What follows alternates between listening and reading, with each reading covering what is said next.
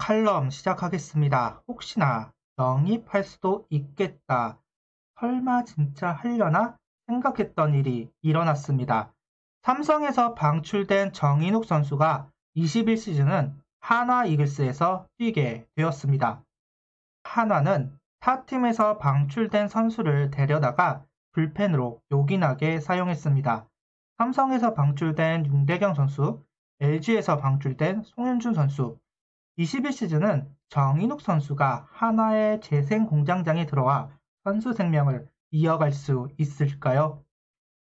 1년 동안, 아니 단 한 달 정도 기회를 받고 2군에 계속 있다가 방출될 수도 있습니다. 반대로 하나 이글스 핵심 선수로 탈바꿈할 수도 있죠. 과연 21시즌 정인욱 선수의 모습은 어떤 모습일까요? 09년 2차 3라운드 지명자로 150kg를 던지는 우한 정통파 배영수 선수의 후계자가 나타났다면서 화제가 되기도 했었죠. 성동열 감독, 유중일 감독, 그 후 오치아이 투수 코치까지 정인욱 선수를 눈여겨봤고 기회를 받았습니다. 하지만 결국 20시즌 끝으로 삼성에서 방출당하게 되었네요. 12월 7일 정인욱 선수 입단 테스트를 받는다는 기사가 있었습니다.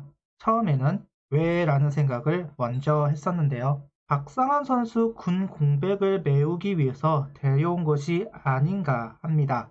또 여차하면 선발로서 뛸 수 있기는 하겠지만 이런 일은 일어나지 않았으면 좋겠네요.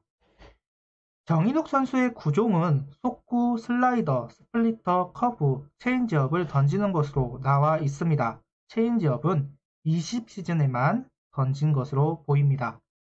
주로 속구와 스플리터를 던지고 여기에 슬라이더나 다른 구종을 섞는 피칭을 보여주는 것으로 보입니다. 다만 20시즌은 커브 자체를 던지지는 않았는데요.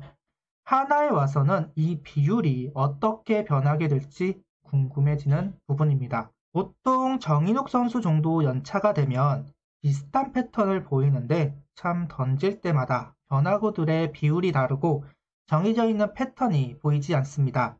성공 시즌이 없기 때문에 우왕좌왕했다라고 볼 수 있고 많은 실험을 했다라고 볼 수도 있죠. 한화에서는 그러지 않았으면 좋겠습니다. 비슷한 스타일인 장시환 선수, 김민우 선수와 많은 이야기를 하면서 보완되었으면 좋겠습니다. 전반적으로 공들이 다 높게 형성되고 있습니다. 이거는 어쩔 수 없는 게 포크볼이나 스플리터를 던지는 선수들에게 보편적으로 나타나는 구사율이라고 볼 수 있을 것 같습니다.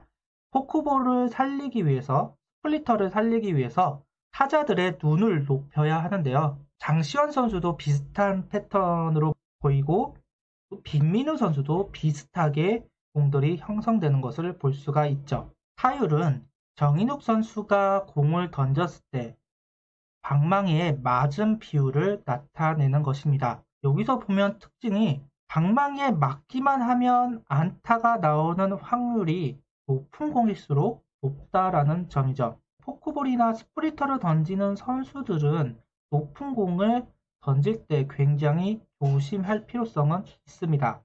또한 어느 정도 구위가 있는 선수여야만 높은 공을 노리고 들어오는 선수들의 방망이를 이겨낼 수 있는데요. 정인욱 선수는 이겨내지 못한 것으로 보입니다. 그래서 결국 포크볼의 존재감 자체도 사라지는 것이겠죠. 20시즌 정인욱 선수는 체인지업을 던지기 시작한 것으로 보입니다. 체인지업을 구사한 비율에 비해서 맞은 것은 단 하나입니다. 저는 이 부분에 굉장히 주목하고 있는데요. 스플리터 계열을 던지는 정인욱 선수가 21시즌 한화에서는 체인지업을 던지는 선수로 변모할 수도 있다.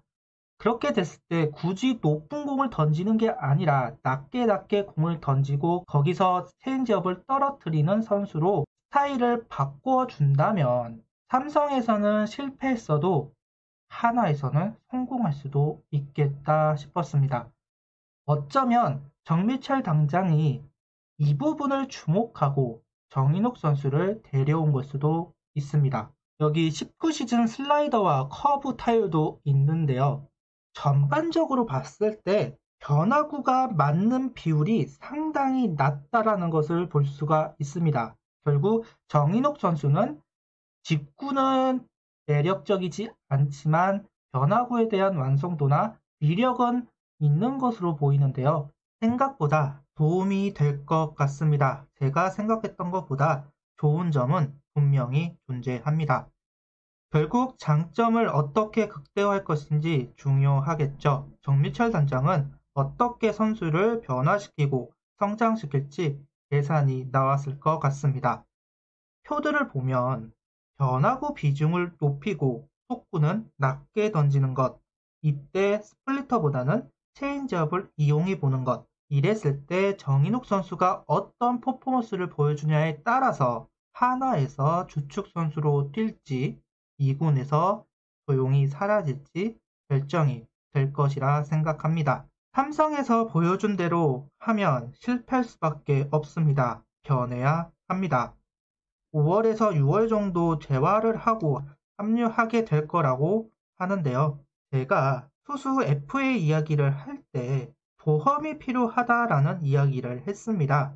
전미철 단장이 이용찬이나 차우찬 선수를 데려오기는 현실적으로 득보다는 실이 많다고 생각하고 정인욱 선수를 테스트를 통해 데려오면서 선발의 보험과 혹시 모를 불펜진의 이탈까지 대비하려고 하는 것 같은데요. 다만 걱정되는 것은 다른 것보다 구속, 작년까지 139에서 142km 정도가 나왔는데 못해도 145km대 구속이 안 나온다면 스타일을 바꾸든 안 바꾸든 1군에서는 던질 수 없다고 생각합니다. 이제 정인욱 선수가 한화에 오면 30대 투수가 정우람, 신정락, 장시환, 장민재에 이어서 정인욱 선수가 됩니다. 고참의 역할까지 해야 하는 선수로 정말 열심히 운동하고 성과를 내주었으면 좋겠습니다. 환영합니다. 잘해주었으면 좋겠습니다. 삼성에서는 아쉬운 소리를 들었다면 한화에서는 환호의 소리를 들었으면 좋겠네요. 구독, 좋아요, 알림 설정 부탁드리며 영상을 봐주셔서 감사합니다.